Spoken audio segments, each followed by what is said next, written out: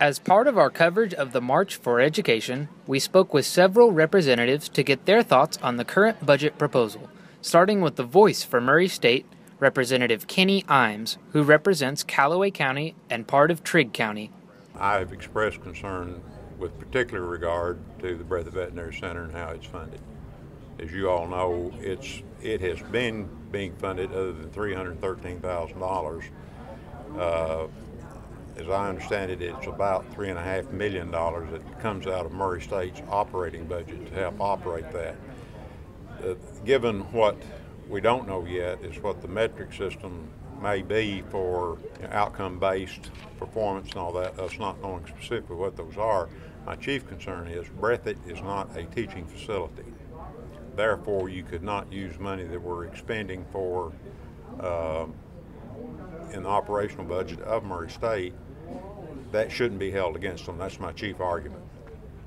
So that ought to be set in a different category and come have its own general fund appropriation as a part of Murray State's operating budget.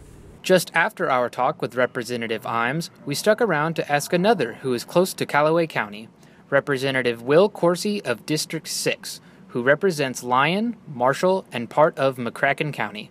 Certainly the 4.5% cuts for this fiscal year would be an absolute deal breaker for me. And even in the next year, I think that would be an enormous cut. Colleges and universities have already taken significant cuts, even in the previous administration. Tuition costs have risen. And look, we want to continue to send our kids to college.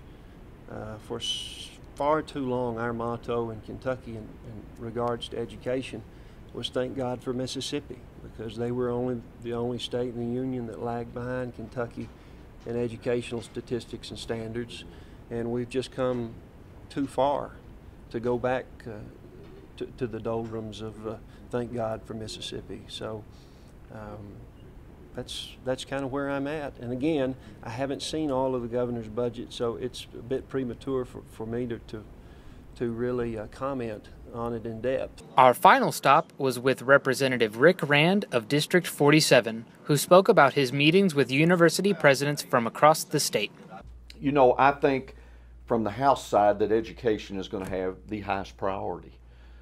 I met today with your university presidents, and almost all the university presidents were here today, and I met with them with the leadership of the House and myself to talk to them so they could describe to us if we maintain the cuts the governor's recommended, what that would mean for their individual campuses, how that could affect students, their experience on a college campus, how it could affect classes offered, and on and on. So we are working really hard now. We're in the middle of our budget process, because when we give additional money, that means we probably have to take it away from somebody else. If you'd like to learn about these and other stories, visit thenews.org or pick up a copy of the Murray State News on campus.